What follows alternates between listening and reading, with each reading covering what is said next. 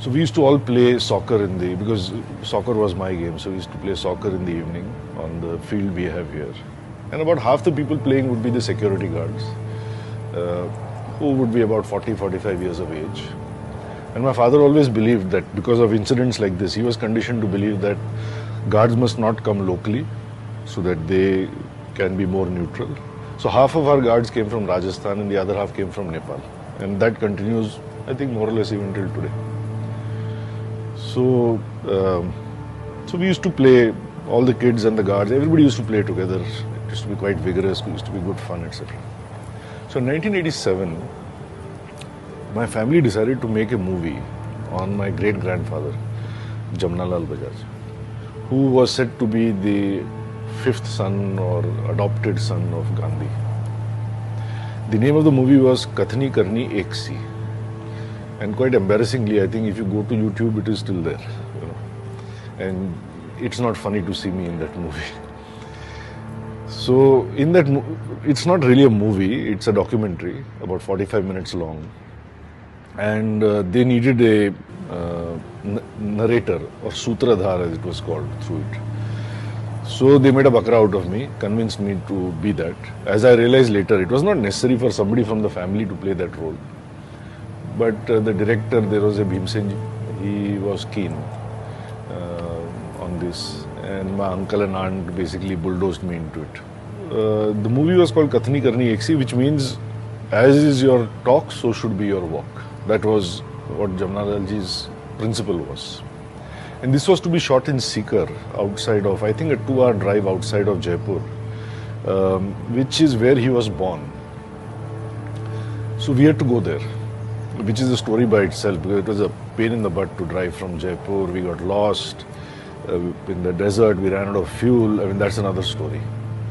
But the more important story is that when we got there, I was shocked to see where, quote unquote, we came from, because it was just a mud house. It was a very small mud house, at least up until 1987. And when I walked into it, I couldn't even walk erect. I had to bend down because the arches were low, etc.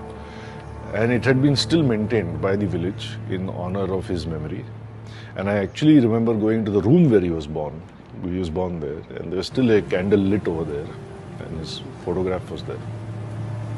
So I was very touched to see that. So I think we did some shooting over there. And then we had to go to a village well, and we had to shoot over there. So because the village well was a community place where people would gather, etc. So we said we will shoot there. So I remember that evening at about 5, going there, and I saw a familiar face. So there's a guy called Subhash, who was a security guard. So I said to him, what are you doing here? तुम इधर क्या कर रहे हो, Subhash? So he said, Baba, maybe इसी गांव का हूँ. He said, I'm also from the same village. So I said, okay. So I said, how come? So he said, no, I mean, I joined the company a long time back, and I have come here for the summer vacations.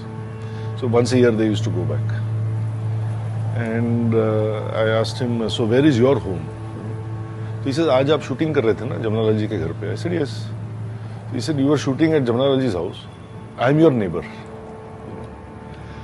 And this was a life-changing moment for me, because I knew the story that Jamnalal ji was actually born into a very, very poor family. He was one of many kids, and his parents were very poor. And he happened to be at the age of 4 playing outside in the courtyard in the middle of the day with the blazing sun.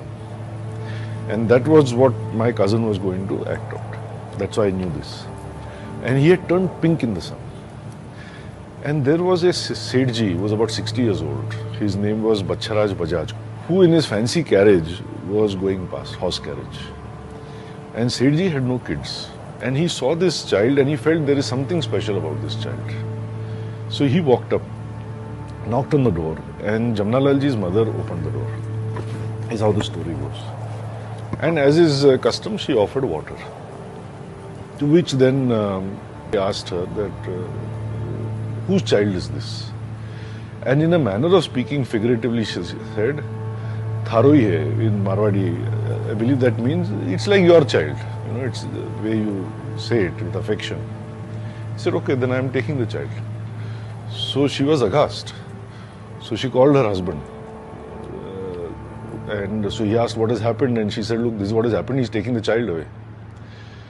To which apparently the husband said that the word once given has to be honored. That is the genesis of Kathni Karni Eksi. That once you have said something, you must honor that word. So he said, okay, you can take the child. So the mother was just completely shocked.